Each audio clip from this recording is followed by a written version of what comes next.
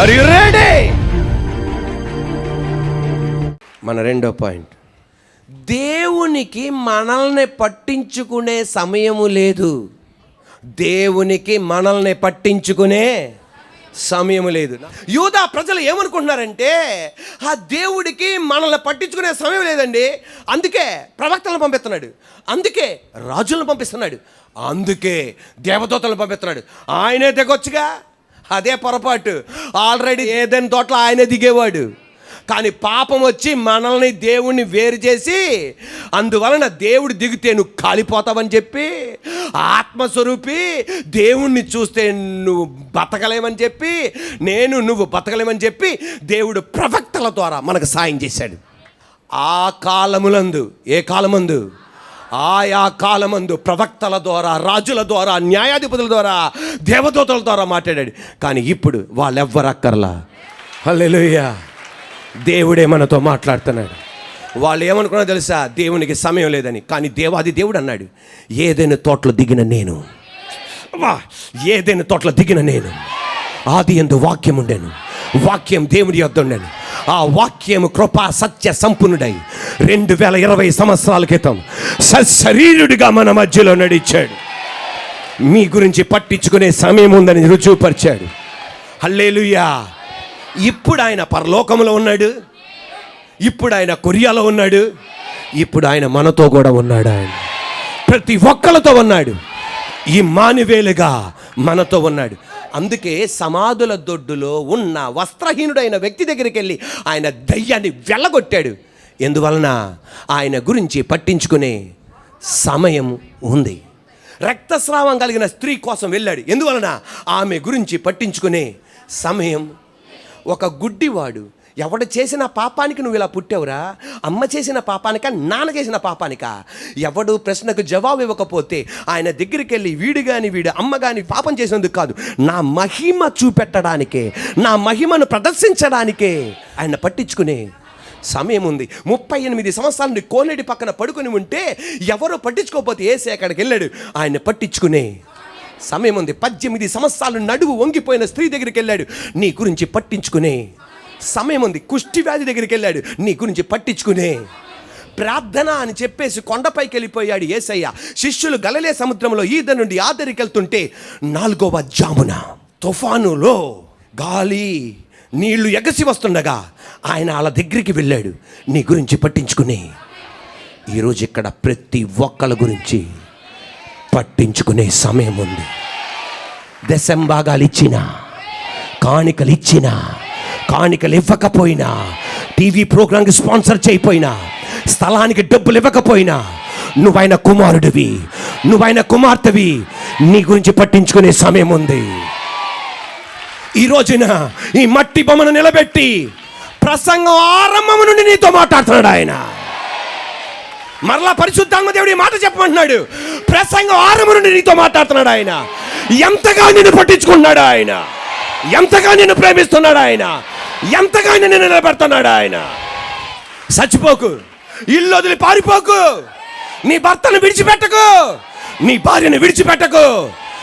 నువ్వు కూలిపోయిన చోటే, బూడిదైపోయిన చోటే, పతనమైన చోటే ఒక వృక్షంలాగా, మహావృక్షంలాగా నువ్వు ఎదగబోతున్నావు.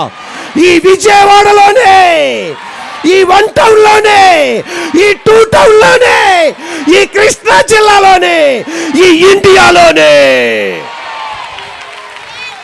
హల్లెలూయా. నేను ఇప్పుడు చెప్పిన ఈ 2 మాటలు నేను సిద్ధపడినవి కాదు, దేవుడు నాకు ఇచ్చిన అభిషేకపు వాక్కులు మీకు అందించాను. ప్రతిదీ అభిషేకపు వాక్కులే, కానీ ప్రత్యేకంగా ఎవరో ఒక వ్యక్తి కోసం దేవుడు ఇచ్చిన మాట ఇది. హల్లెలూయా. నీ గురించి పట్టించుకునే సమయం లేదు అనుకోకు. ప్రపంచం అంతా 700 కోట్ల పైన ప్రజలు ఉన్నారంట. వాళ్ళెవ్వరు లేకపోయినా, నువ్వు ఒక్కడ ఉన్నా నీ గురించి పట్టించుకుంటాడు. ఒక తల్లికి 5 బిడ్డలు అయితే 5 బిడ్డల్ని తల్లి ఎలా పట్టించుకుంటుందో, 700 కోట్ల మంది ప్రజలను అలా పట్టించుకునే దేవుడు ఆయన. ఎమ్మాయ గ్రామంలో యేసు ప్రభు దేవుడు అని నమ్మి వాళ్ళు వచ్చి, యేసు ప్రభు మరణిస్తే అబో అందరిలాగా మరణించాడని తిరిగి వెళ్ళిపోతుంటే, లేదయ్యా యేసే లేచాడంటే, ఏం లేస్తాడు చచ్చిపోయినాక? అనుకుని చెప్పి ఇద్దరు నిరుత్సాహంగా వెళ్తుండగా మనని పట్టించుకునే నాదులు లేడురా. ఆ చర్చిలో ప్రసంగం చేసి ఆ పీటర్ పాస్టర్ గారు కూడా లేరురా, పేతురు పాస్టర్ గారు.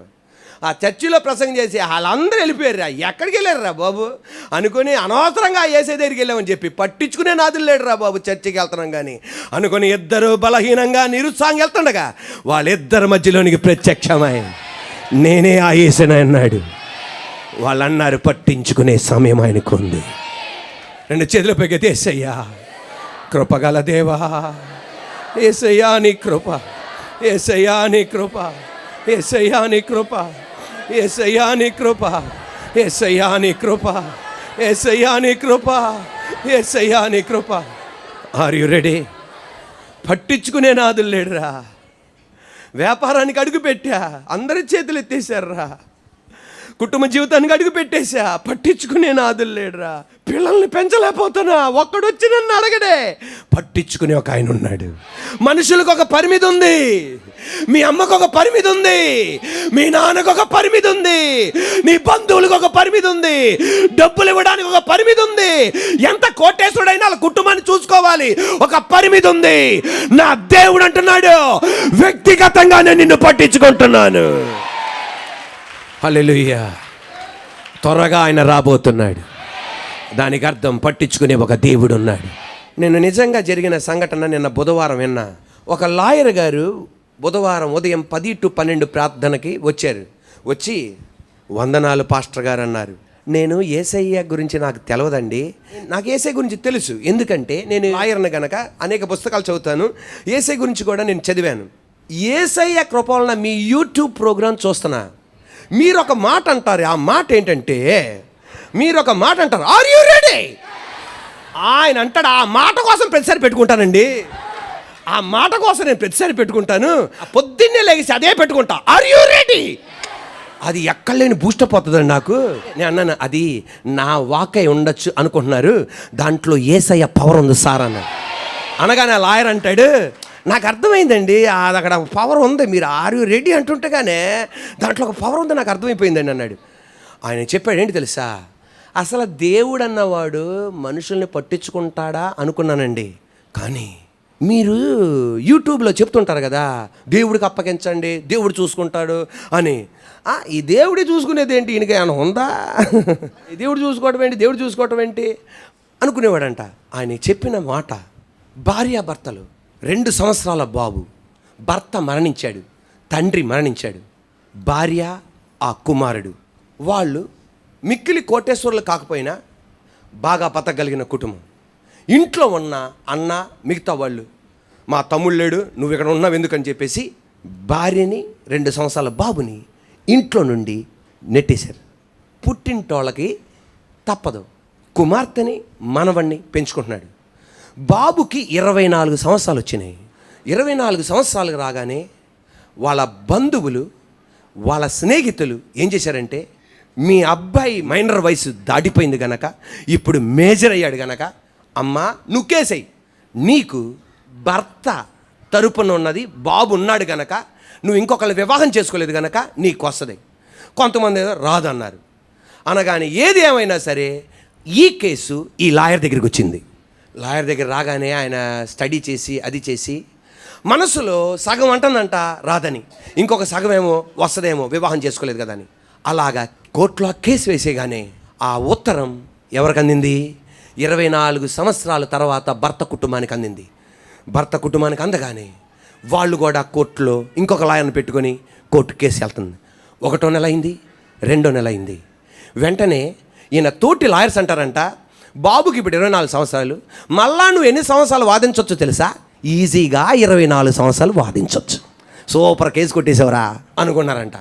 అప్పుడు వీడికి బాధేసిందంట, అవును కదా, ఇంకొక 24 సంవత్సరాలు వాదించాల్సి వస్తుంది, తల్లి వెళ్ళిపోద్ది, వీడికి 50 సంవత్సరాలు వస్తుంది, 58 సంవత్సరాలు వస్తుంది అనుకున్నారంట. సృష్టికర్త పట్టించుకునే దేవుడని ఎలా రుజువుపరిచాడంటే, 6వ నెల కల్లా ఏమైందో తెలియదు, భర్త పక్షాన ఉన్న అన్నయ్య అక్క చెల్లెలు వచ్చి ఈ లాయర్ గారితో వచ్చి, మాకు కేసు విత్డ్రా చేసుకుంటున్నాం, మా మర్దల గారికి, మా వదిన గారికి, వాళ్ళ బిడ్డలకి 4 ఎకరాల పొలం తిరిగి రాసేస్తున్నామన్నారు, 30 లక్షల రూపాయలు బ్యాంకులో డిపాజిట్ చేస్తున్నామన్నారు. వెంటనే లాయర్ నా చేతులు పట్టుకొని ఏడుస్తున్నాడు. పట్టించుకునే ఒక యేసయ్య ఉన్నాడు సార్. ఏ పగటి వేళ నజరేయుడైన యేసయ్య నామములో నీ వేదన ఎరిగిన దేవుడు, నీ దుఃఖాన్ని ఎరిగిన దేవుడు, ఎంతో అన్యాయం అన్నా జరగని, ఎంత కలవరమన్నా జరగని, కొంచెం సగించగలిగితే, కొంచెం వేచి ఉంటే తన గొప్పతనాన్ని నీ ఇంట్లో రుజుపరుస్తాడు. ఈ మార్చి నెలలో నా దేవుడు రుజుపరుస్తాడు. మన ఇంటి పక్షాన దేవుడు రుజుపరుస్తాడు. తన కుటుంబ పక్షాన రుజుపరుస్తాడు. దేవుడు నన్ను వదిలేశాడు, దేవుడు నన్ను పట్టించుకోవట్లేదు, యూదా ప్రజలారా అనుకోకండి. ఆయన మనల్ని పట్టించుకుంటున్నాడు, ఆయన మనల్ని సంరక్షిస్తున్నాడు, ఆయన భద్రపరుస్తున్నాడు. ఆయన చేతి కింద మనం ఉన్నాం, ఆయన మనల్ని భద్రపరుస్తున్నాడు. ఏమండి, బంగారపు ఆభరణాలు ధరించుకునే స్త్రీలు పురుషులకు తెలుసు. బంగారపు ఆభరణాలు ధరించుకునే అమ్మలో చెల్లెలు అక్కలకు బాగా తెలుసు మా పురుషుల కన్నా. మీరు ఇంట్లో ఉన్నప్పుడు ఒక రకమైన బంగారపు ఆభరణాలు ధరిస్తాం. ఆఫీస్కి వెళ్ళినప్పుడు, మార్కెట్కి వెళ్ళినప్పుడు కొంచెం స్టెప్ మారుతుంది. మరీ అంత అమాయకంగా చూడకండి, కొంచెం స్టెప్ మారుతుంది. పుట్టినరోజుల ఫంక్షన్లకు వెళ్ళినప్పుడు కొంచెం స్టెప్ కొంచెం మారుతుంది. పెళ్ళిళ్ళకి వెళ్ళేటప్పుడు బంగారు షాపే మెడ మీద ఉంటుంది. స్టెప్ ఏమైపోద్ది? మారిద్ది. ఇవన్నీ నీకు కలిగిన బంగారమే. ఇంటిలో ఉన్నప్పుడు ధరించుకునే ఆభరణాలు మాత్రమే నీ మెడ మీద ఉంటాయి. మిగతావన్నీ ఎక్కడుంటాయి? లాకర్లో ఉంటాయి. దానికన్నంత మాత్రాన ఏ బంగారపు గొలుసైనా, ఉంగరమైనా, వడ్డాణమైనా నన్ను వదిలేసింది అంటదా? అందు ఆ యజమానుడి యొక్క భద్రతలోనే నేను ఉన్నా. కరెక్ట్ టైం వచ్చినప్పుడు ధరించుకుంటుంది. ఈరోజు నజరేయుడైన యేసయ్య నామములో దేవుని భద్రతలో నీ ఇల్లుంది, నీ కుటుంబం ఉంది, మన సంఘం ఉంది, మన పిల్లలు ఉన్నారు. కరెక్ట్ టైంకి వచ్చినప్పుడు ప్రపంచానికి చూపెడతాడు, నీ బిడ్డను చూపెడతాడు, నీ పాపను చూపెడతాడు. హల్లెలూయా, మన పరిచర్యను చూపెడుతున్నాడు. This is the right time by the grace of God. Hallelujah. దేవుడు నీతో చెప్పమంటున్నాడు, ఆ బంగారం యజమానుడు భద్రతలోనే ఉంది, యజమానురాలు భద్రతలోనే ఉంది. ఈరోజు నువ్వు ఆయన భద్రతలోనే ఉన్నావు. ఆయన నిన్ను విడిచిపెట్టలా, ఆయన నిన్ను వదిలేయలా.